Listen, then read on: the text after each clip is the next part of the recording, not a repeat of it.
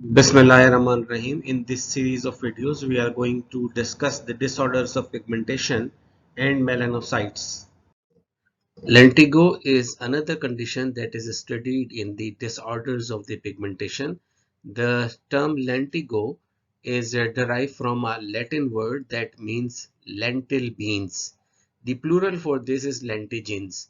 It is a common benign localized hyperplasia of the melanocytes that occurs almost all ages, but it is most common in infant and children. There is no predilection for gender and ethnicity, and the etiology is unknown.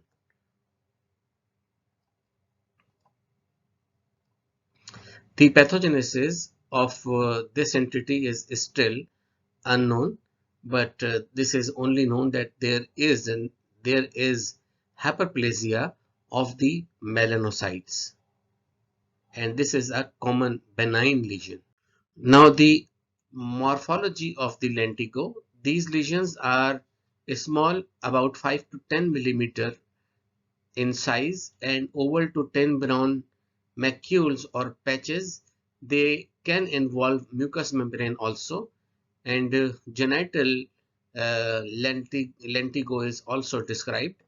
The melanocytes that are hyperplastic are arranged in linear pattern and not in not the nested pattern as seen in the nevi.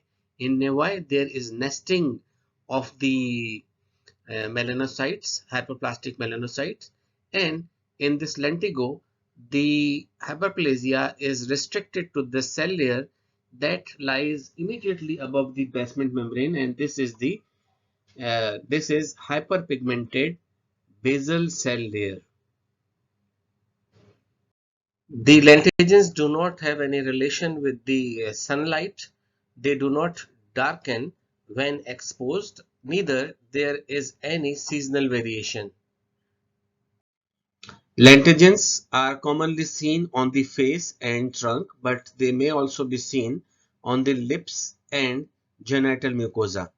The labial lentigines may be associated with Peutz-Jeghers syndrome, that is an inherited disorders in which there is presence of gastrointestinal polyps, multiple gastrointestinal polyps.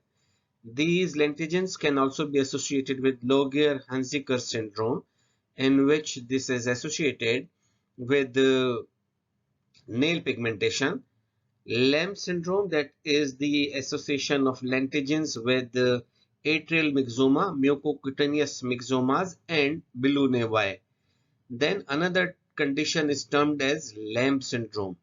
This Lamb syndrome is the abbreviation of lentigines, electrocardioconduction defects, ocular hypertelorism, pulmonary stenosis, abnormal genitalia, and retardation of growth and deafness. Leopard syndrome. There is no treatment that is required for the lentigines, but the liquid nitrogen may help them to fade away.